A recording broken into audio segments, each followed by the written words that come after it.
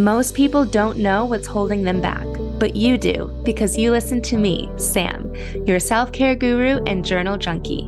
Welcome to Journal Entries, your safe place where you can tune in weekly to get tips, tricks, and journal prompts to uncover your feelings, gain clarity, and make your move.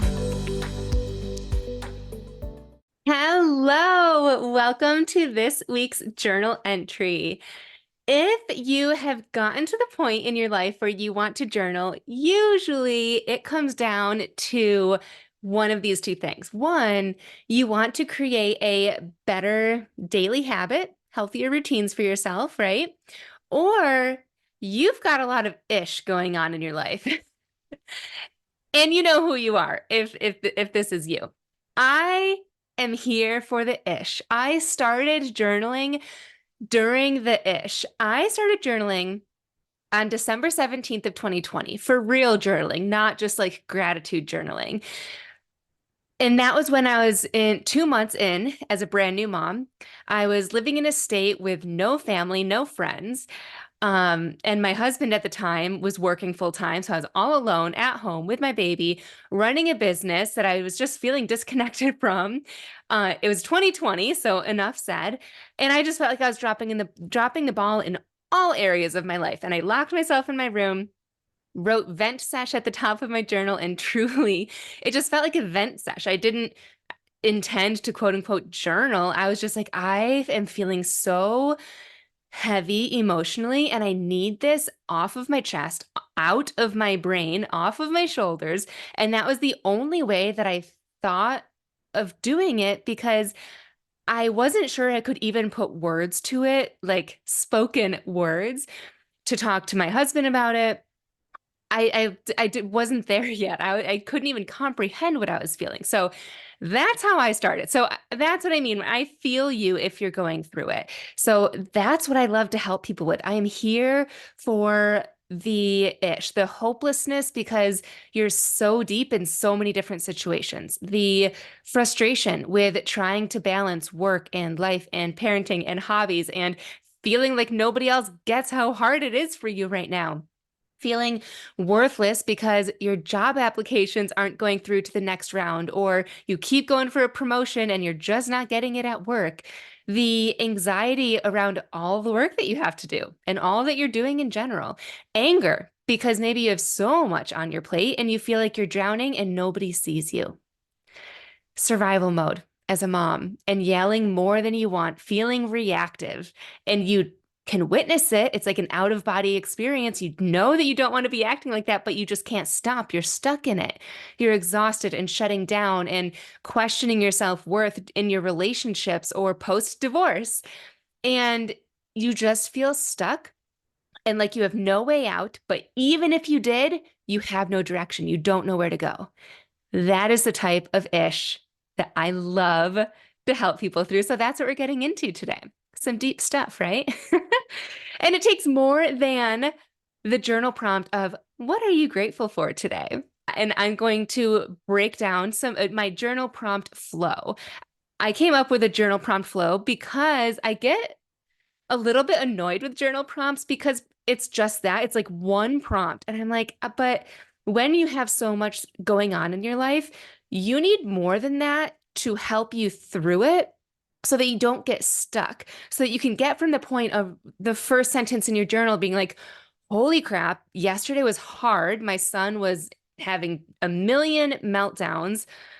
Like, it was just really hard. How do you get from that to a place of feeling like okay about it? In fact, maybe even like at peace and ready for the day.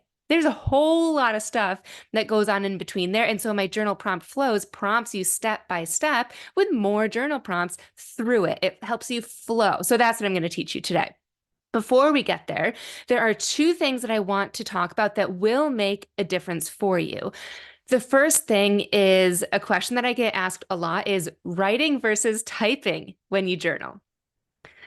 There is research out there that writing is more beneficial. I was going to try and put it lightly, but it's just more beneficial because when you write, it takes longer And it's a slower process, which slows your brain down and you're able to think as you write. And that is exactly what I experience when I'm journaling and when I'm writing physically. You write these things, and it's almost like you're talking to yourself, and like answers just kind of flow. Have you ever even like written an essay like forever ago and you're just like, oh, this sounds really good. And it just kind of came out of nowhere. That's what happens with journaling. Once you get into a good flow, you'll be writing things out and then you'll hear this little voice, or you'll just like start writing something. You're like, oh yeah. And so that is the benefit of writing, is it slows you down. Also, we just live in such a busy world. How nice would it be to slow down, to take a breath, and to have journaling be that time for you? With all of this being said, some people don't like to write. Some people cannot write. Some people have a lot on their mind. And I actually do suggest typing for those people who can't write or who truly just do not like to write. Somebody came to me that said after she writes like one sentence, her hand starts to cramp.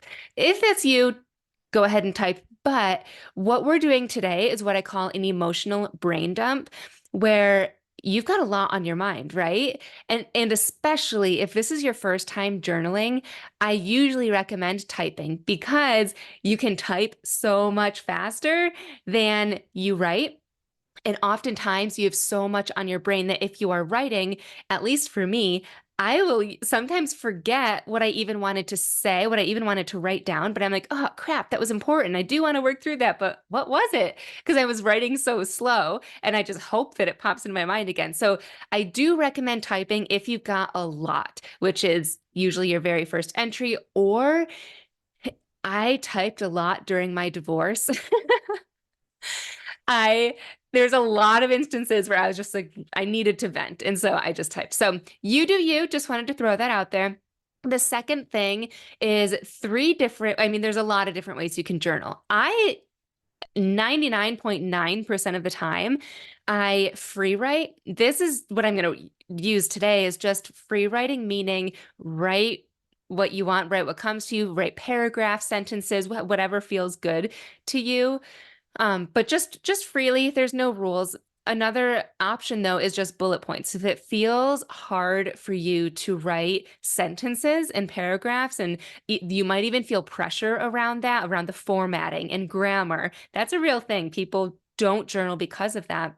Feel free to just write down bullet points, just jot down like in like 1 to 2 words, these main things, and just write all that down. The other form that I really like is letter writing. So this is another really good one that I also used during my divorce and when I had a lot on my mind, especially if I was frustrated with somebody. I would write a letter to them that I would never send because I was very brutally honest.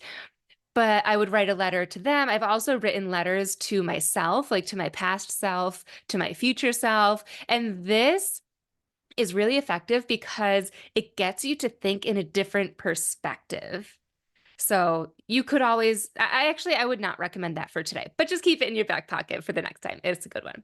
Okay, let's jump into our journal prompt flow. I am assuming that you are driving or at work or doing the dishes.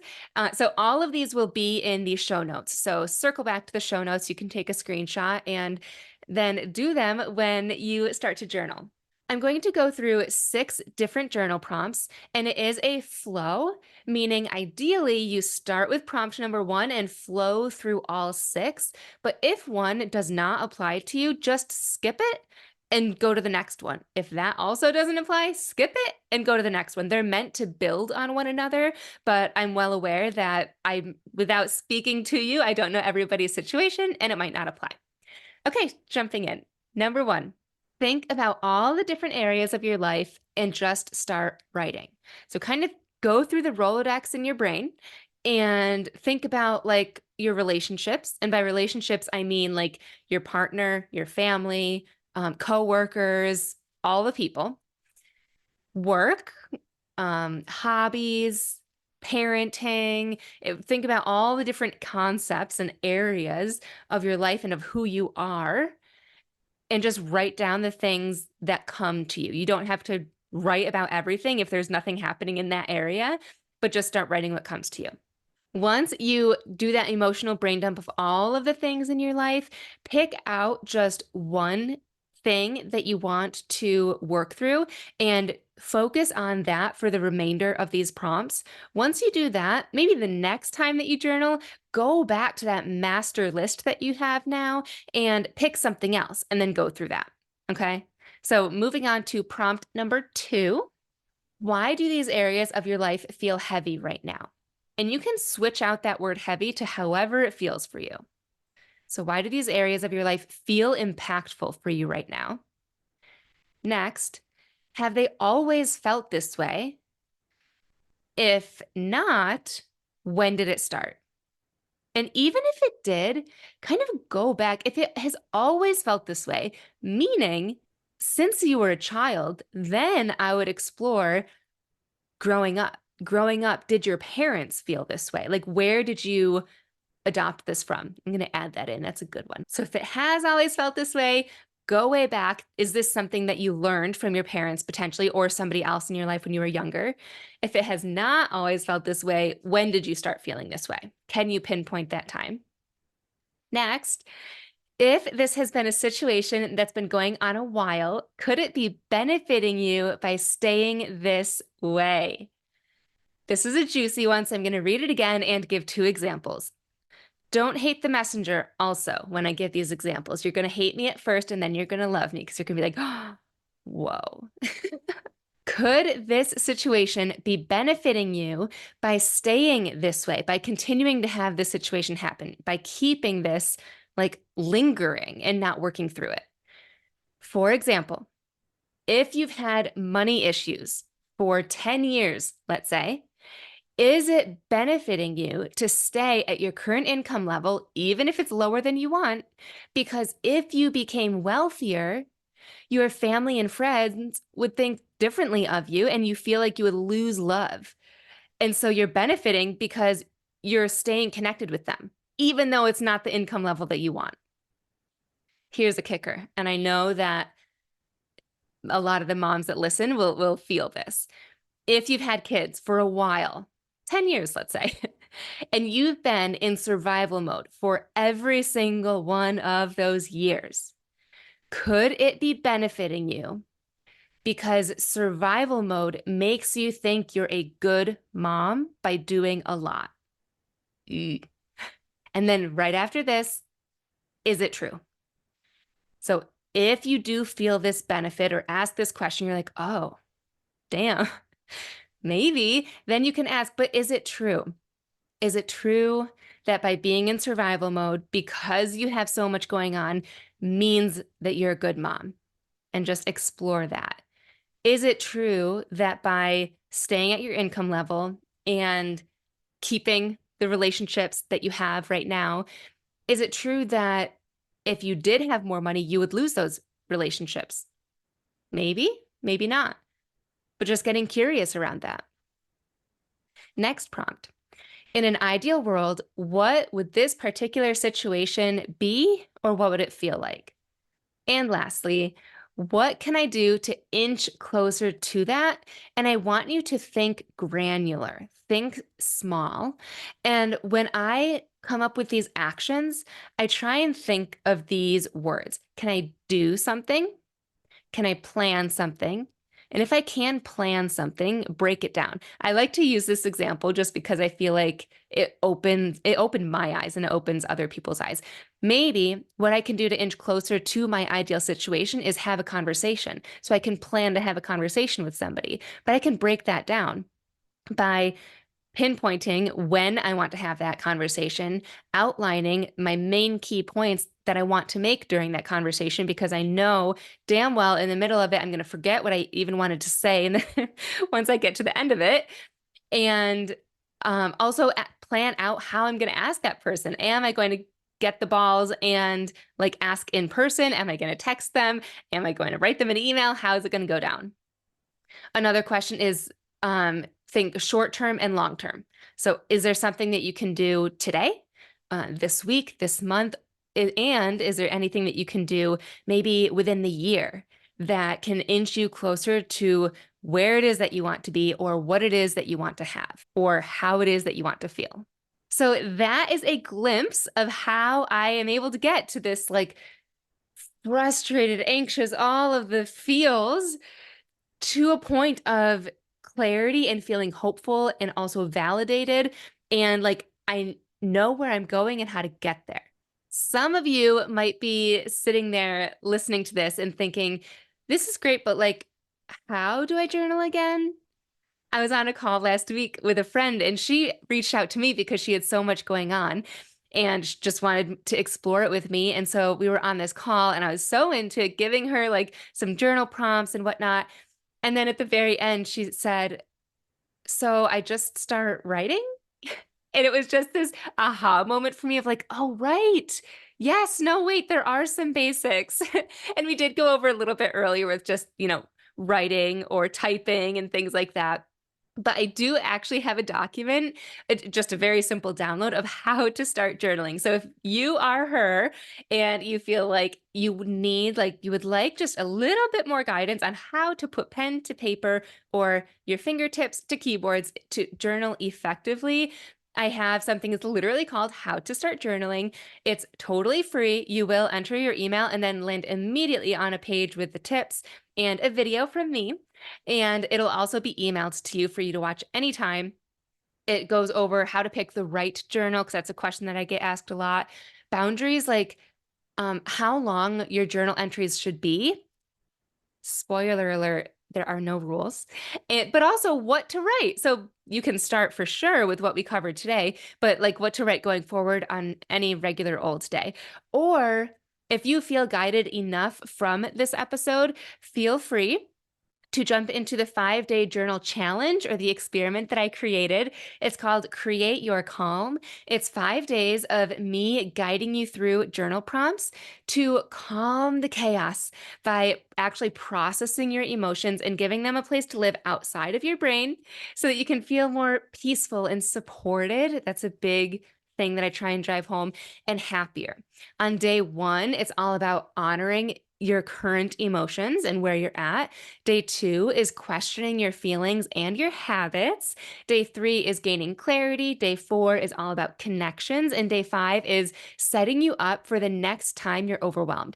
Something that I love to share is after you work with me, I would love for you to never have to work with me again because you know how to journal. You know the flow and you feel confident enough to continue doing it all on your own. So I will add the link in the show notes to the How to Start guide as well as the 5-day Create Your Calm challenge. If you are in the middle of your own ish, know that it is valid. You are valid. Your feelings are valid. I feel you. I am here for you. Feel free to reach out to me anytime at samantha.s.says on Instagram or by email, hello@samantha-says.com. I would love to hear your stories, hear from you, hear about what you're going through, and just love on you a little bit. Have a great day. Thanks so much for tuning in to this week's journal entry. I love connecting with my listeners, so make sure you screenshot this episode and tag me on Instagram at samantha.s.says so I know you're listening. And don't forget to grab your free training and journal prompts at www.samanthapenkoff.com/podcast.